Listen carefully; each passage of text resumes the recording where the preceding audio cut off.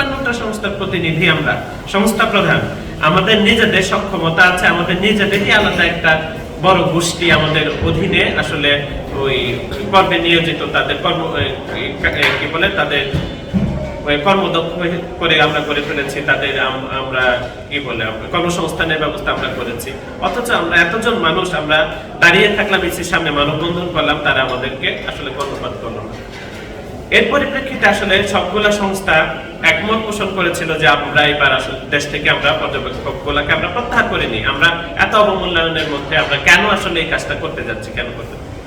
তো ইতিমধ্যে দেখেন আপনাদেরকে আমরা জানিয়েছি যে আমাদের শুধু এই ইউএস ইলেকশন অবজারভার সোসাইটি 36,310 জন পর্যবেক্ষক অলরেডি ফিল্ডে আছে।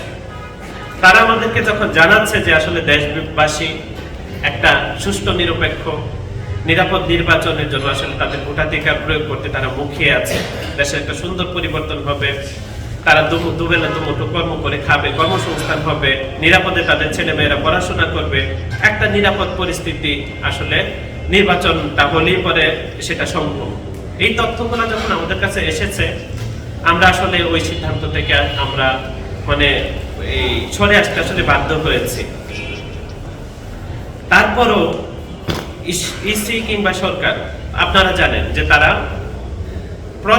প্রচারের জন্য ভোট কেন্দ্রে উদ্বুদ্ধ করার জন্য ভোটারদেরকে তারা একটা বিপুল অর্থ তারা ব্যয় করেছে। আমরা বারবার করে বলেছি আমাদের 55,000 পর্যবেক্ষক তাদের লিস্টে, প্রত্যেকের ডাটা কিন্তু তাদের কাছে আছে, 300 কনস্টিটিউশনে তারা নিয়োজিত আছে। এই লোকগুলা যদি 7 দিন আরো কয়েকজন সহযোগীকে নিয়ে এই প্রচারণার উদ্বুদ্ধ করার কাজটাও তারা করে, এটা আসলে এই বুঝতে সময় লাগে না যে এই কাজটা তাদের দ্বারা করা খুব সম্ভব ছিল, খুব স্বল্প সময়ে করা সম্ভব ছিল। কিন্তু কোন উদ্দেশ্যে তারা আমাদের ডাকে কিংবা আহ্বানে তারা সারা দিল না কিংবা দিচ্ছে না, সেটা আসলে আমরা বুঝতে পারছি না।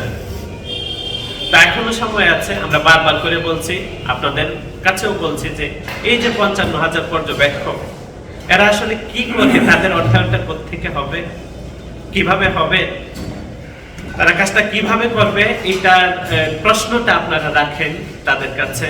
আমরাও জানাচ্ছি, যেহেতু তারা সরাসরি আমাদেরকে কথা বলতে দিচ্ছে না, তাদের কাছে প্রশ্ন আপনারা দিবেন না, ঠিক আছে, এই সংস্থানটা কোত্থেকে হবে সেটা আপনারা একটু দয়া করে বলে দেন।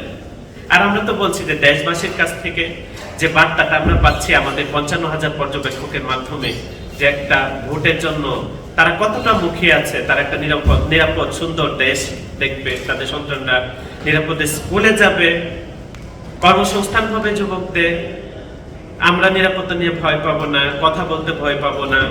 দেশবাসীর কাছে যখন এই বার্তাটা, এই মেসেজটা তারা আমাদের কাছে পৌঁছাচ্ছে, আমরা আমাদের পর্যবেক্ষক জানতে পেরেছি আসলে আমরা এই পর্যবেক্ষণ কাছ থেকে সরে যাওয়ার মতো সিদ্ধান্তটা আর নিতে পারছি না।